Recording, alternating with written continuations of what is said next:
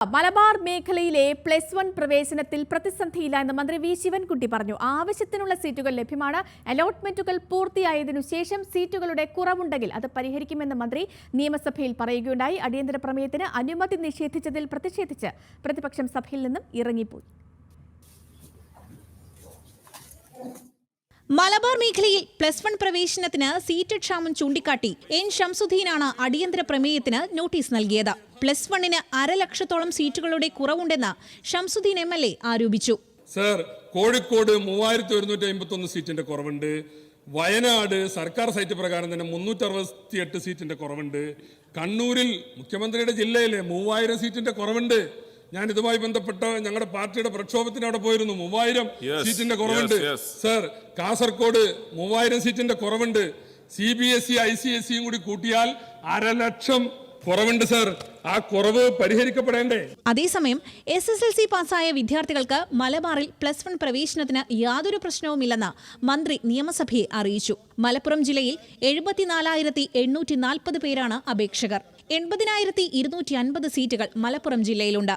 സീറ്റുകൾ കുറവുണ്ടെങ്കിൽ അലോട്ട്മെന്റുകൾ പൂർത്തിയായ ശേഷം പ്രശ്നം പരിഹരിക്കും. ഒന്ന് അലോട്ട്മെന്റ്, 2 അലോട്ട്മെന്റ്, 3 അലോട്ട്മെന്റ് കഴിഞ്ഞ് എന്തെങ്കിലും കുറവുകളുണ്ടെങ്കിൽ ആ കുറവുകളൊന്നുമില്ലെന്ന് ഞാൻ പറയുന്നില്ല. ബഹുമാനപ്പെട്ട മുഖ്യമന്ത്രിയെ കണ്ട് പ്രതിപക്ഷ ഉപനേതാവ് നിവേദനം കൊടുത്തിട്ടുണ്ട്. അദ്ദേഹം തന്നെ അത് പറഞ്ഞത് പരിശോധിക്കാമെന്ന് പറഞ്ഞിട്ടുണ്ട്. എന്തെങ്കിലും കുറവുണ്ടെങ്കിൽ നമുക്ക് 3 അലോട്ട്മെന്റ് കഴിഞ്ഞ ശേഷം പരിശോധിക്കാം എന്നുള്ള കാര്യം പറയുന്നു.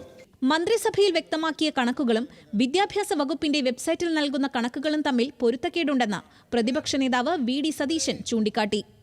മന്ത്രി ഇവിടെ അവതരിപ്പിച്ച കണക്കുകൾ സർക്കാരിന്റെ വെബ്സൈറ്റിലെ കണക്കുകളുമായി യാതൊരു ബന്ധമില്ലാത്ത കണക്കുകളാണ്. സർക്കാരിന്റെ വെബ്സൈറ്റിൽ ആകെയുള്ള സീറ്റുകൾ പാസ്സായ എലിജിബിലിറ്റിയുള്ള +2-ന് ചേരാൻ എലിജിബിലിറ്റിയുള്ള കുട്ടികളുടെ എണ്ണം, ഇത് തമ്മിലുള്ള ഗ്യാപ്പ്, അത് VHSCയും അതുപോലെ എല്ലാം കഴിഞ്ഞിട്ടുള്ള ഗ്യാപ്പ് സർക്കാരിൻ്റെ വെബ്സൈറ്റിൽ തന്നെ വളരെ വ്യക്തമാണ്. നിങ്ങളുടെ മാർജിനൽ ഇൻക്രീസ് കഴിഞ്ഞിട്ടും ഈ 6 ജില്ലകളിൽ മൈനസാണ് നിൽക്കുന്നത്, സീറ്റുകൾ മൈനസ് ആയി. മന്ത്രിയുടെ വിശദീകരണത്തിന്റെ അടിസ്ഥാനത്തിൽ സ്പീക്കർ അടിയന്തര പ്രമേയത്തിന് അനുമതി നിഷേധിച്ചു. ഇതിൽ പ്രതിഷേധിച്ച് പ്രതിപക്ഷം സഭയിൽ നിന്നും ഇറങ്ങിപ്പോയി. ന്യൂസ് മലയാളം, തിരുവനന്തപുരം.